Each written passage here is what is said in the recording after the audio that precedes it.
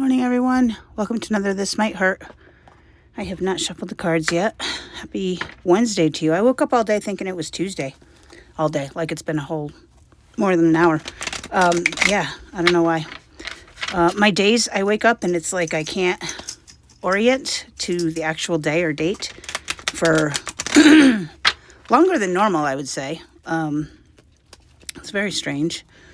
I did start this meditation routine, so I don't know if that has anything to do with it, but it's very strange. I find it very interesting. I don't know that I feel good or bad about it. I'm just intrigued, if you will. Yeah,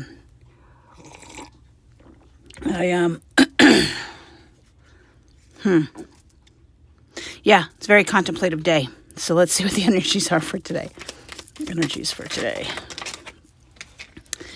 Eight of Wands, there's something new. Very fast-moving energy, very fast momentum, right? There's a lot of momentum gaining on the thing. So I was reading up on my current transits and in my birth chart and just like the Pluto placement, because for some reason I feel like that has a significance for me right now, and what's happening with it. And Pluto's squaring my moon in Leo, and so I feel like the momentum of the things it was telling me, which is the end of fake, really. Pluto will not allow me to continue with any of the red flags relationships, whether I see them or not. So that kind of gave me a little hope, right? Like maybe I am on the right path with all these things clearing out all the time. But whatever this is for you, like that's what I feel like it is for me. But think about what's going on in your life, and whatever it is, it's gaining momentum, right? There's I'm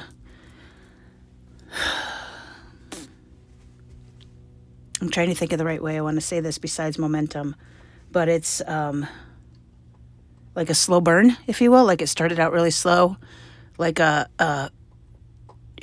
grew up in New England, so right away I think of the snowball, right? And making a snowman. You have to start with a little snowball, and then you just keep rolling it in the snow until it gets bigger, right? Which makes sense because obviously the bottom of a snowman, if you make it right, the way I make it, you couldn't lift that necessarily. So you're constantly rolling it, and then you have to make sure it lands in the right place.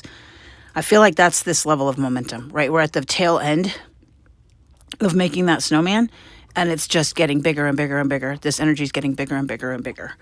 I like it because if you're on the path, that would be a good thing, right? If you're not necessarily that would not necessarily be a good thing.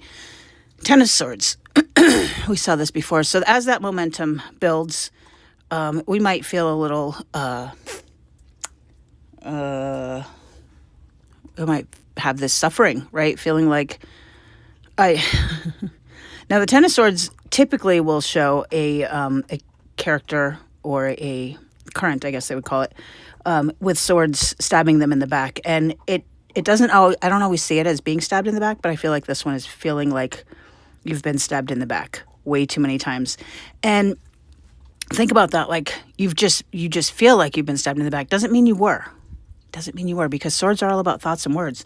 So this could be a level of, your perceptions and what you feel like a stab in the back is, right? So you have to define that belief for yourself, because sometimes the things that people do that may be perceived as stabbing you in the back are actually helping you, right? You never know.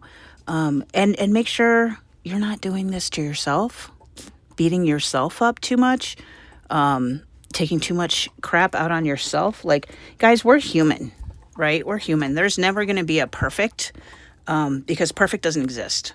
There's going to be an effective, right? As opposed to good or bad. We could do effective or ineffective. As far as perfect, there's a perfect version of you that is completely flawed, and that's okay. So I feel like that's beating yourself up. Stop. This momentum, I don't wish to say that it's attached to the beating yourself up, but because of this momentum, you might start beating yourself up. Right? If the momentum is shadow work, if the momentum is that inner child work and that gut-wrenching work, show yourself some grace, right? Show yourself some grace. Make sure you're not beating yourself up too much about that. Let's keep going. right. You know, it's funny. It hit that and it didn't fall over this time. I like that. Nine of Cups. Doing what you're good at. Doing the... Hey guys, sorry about that. So I guess the video cut off and I didn't realize it. So I had finished the whole reading and I don't really want to do it over. And I can't really do it over because I'm at work. But I wanted to give you the rest of the reading. So after the Nine of Cups, we got the Two of Wands on its side. So meaning that we are starting to move in the direction of making that decision. After that, we got the Seven of Swords in the reverse. So stopping deceiving ourselves, having that deceit energy and the illusions falling away. And then we got the King of Cups right there. The, the wisdom and the emotional regulation that we needed. Our advice is the world. Just allowing ourselves to close out cycles, right? Maybe that's with a ritual. Maybe that's with some sort of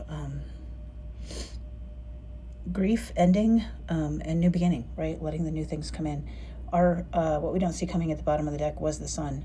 And I had been talking about what a